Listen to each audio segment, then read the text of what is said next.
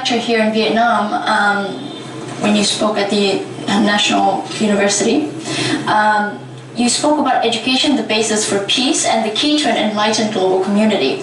So can you please brief us about the highlights of your presentation with some examples to illustrate? Well, the first thing is education should be, as I say, first of all, teaching kids how they can decide what they're being told is true.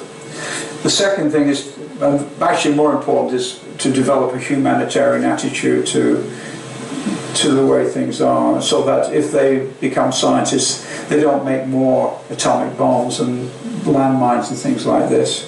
But from a teaching point, they have to be creative, and I think to be creative, you have to have a wide education, not just in science. Whereas in the 50s, when we were using it, we had to have rational attitude to fixing things. And car didn't work that well, so you had to work out, you have to have a scientific attitude to working out what you fix. And so the dynamics of the technology now, I think, are counterproductive as far as our young people are concerned, so that's a problem. And also the influences on them are not to do science and do things that are difficult and complicated. They see, you know, supermodels making a huge amount of money and celebrities making this, that and the other, and so there's less incentive to work hard and learn differential equations, which are not easy. So I point to those issues, or try to point to some of those thousands of issues in my presentation. And after your first visit to the Vietnam National University, have you thought of any particular plans for cooperation or assistance? Yes, I mean, perhaps the most important reason for my travel is I try to get schools and universities to cooperate with me and participate in this global educational outreach program for science, engineering and technology, which is GEOSET, so that they will contribute. And we'll get young people, particularly students in universities, to contribute their ideas and what they find fascinating to this global cache of educational material.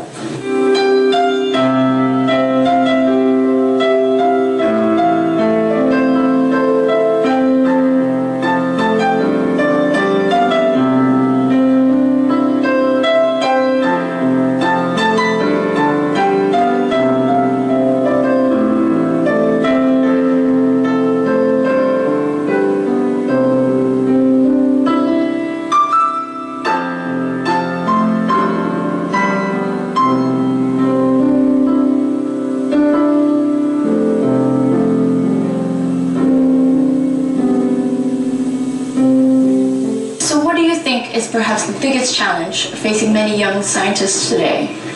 Well, I did talk about these. The first is to be a scientist at all, because there's not a real understanding of what it is. I think some of them want to win Nobel Prizes and they won't win them. They've got to do science because, first of all, they can make a good living at it, which is useful, but also that they can play around with the way the universe is and be curious of where it is and work hard to find out how it works, why it works the way it does. The second thing, it's actually quite difficult because I think the world today is so highly technological that young people, when they have a mobile phone or whatever, they can't find out how it works, whereas all the things that were around me when I was a kid, I could take them apart and see how they work. I might not be able to put them back together again, but I could see how it worked. I mean, I could take a clock to pieces and there's a spring and I could see roughly how it worked. I couldn't put it back together again. And so my world was full of things that I could repair. And you learn how things work by repairing them. You can't repair them now. You can't repair a camera. I mean, I had a camera and I knew everything about that camera. And it works today as well as it worked then if I had the film to put in it. And I could probably make some film, right? But if my present camera goes, with all that electronics goes, then that's more or less it, because it'll be more expensive to fix it than to buy the next generation. And I think that's probably bad for the development of a scientific attitude. And I think we need to be aware of that. But there are also other problems for kids today. There were no people earning hundreds of thousands of pounds to play soccer. When I was sort of starting, soccer players in England got £20 a week, right? I could make more than £20 a week, I think, doing science. But I certainly can't make £100,000 a week doing science, whereas some soccer players are being paid that and they're injured, you know? And I think that's not good. So we have this celebrity issue. So you know, footballers are being paid these huge amounts of money, and therefore that's a bad icon for young people, particularly the African American community in the USA, where most of the icons they have are American footballers, basketball players, and how many can be successful professionally in this, and not very many. And I look at Central Africa. What are their icons? They're marathon runners.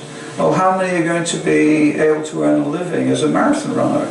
So I think it's very important that in the developing world they start to have icons, scientific icons, and I think it's fantastic that you have a Fields medalist here in Vietnam to show that you know, intellectual hard work and a passion to understand something in the mathematics and sciences is possible. But I'm sure he didn't do this to win a lot of money, or even probably to win the Fields medal, because it doesn't work that way.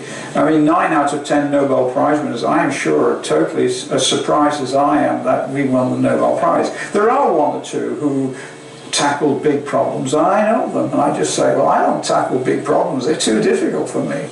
And it turns out that, as I said before, the unexpected is where the big surprise is. In the reception held in your honor, Vietnamese Deputy Prime Minister Nguyễn Thiện Nhân said that Vietnam looks forward to your support in the future. Do you plan to return to Vietnam for any cooperation projects or to help Vietnamese scientists in some way? Yes, I intend to return by internet at the very least, because I now can't go everywhere. So I now give presentations via the internet, and I do this maybe several times a year to India. And I've done this now to Iceland, to Germany, in Australia, to 2,000 kids, so I can reach people that I can't go any other way. But I'm hoping that it'd be a two-way thing, that there'll be creation of educational material in Vietnamese here, and contribution to this global initiative. In a developing country like Vietnam, how do you think we should invest in science, including chemistry? What strategies or approaches should Vietnam consider for the future? Well, not to think about competition, but to create an environment in your universities where young people, young scientists can do what they want to do rather than what people in authority think they should be doing. Because you can't be creative doing something you're not passionate about. And if you look at the big breakthrough, almost all the big scientific breakthroughs have been done by individuals not doing strategic science, but they're doing fundamental science of things that they're interested in.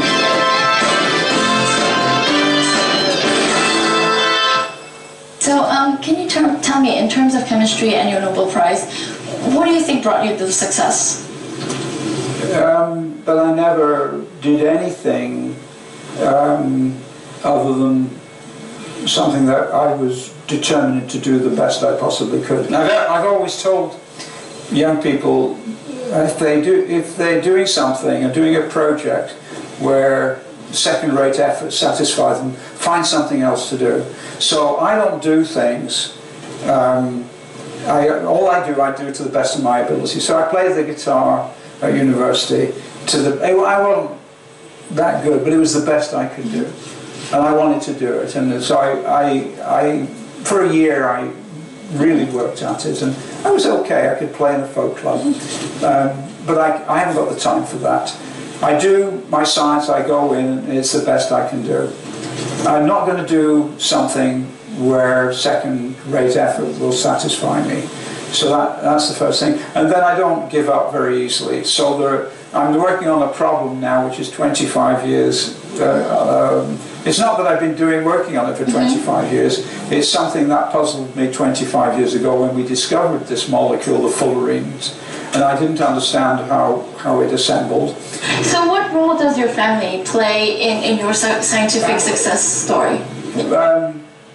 My wife a lot, because she took an immense burden off my shoulders. Because if you're an academic, you have to teach, you have to do research. Basically, it was a tremendous burden on my wife, and also I think on my kids, because to some extent I assumed they were going to be like me and work really hard, and it would be, but they chose careers which one wants to be is a film director, another one in cartoonist, and they're very hard to make a living there, and that's what they do. But it's tough, a tough area. Whereas I, to some extent, decided to do what I was told. I did what I was told. You might not believe this as a kid, and which was to work hard as science first, and that's paid off for me. But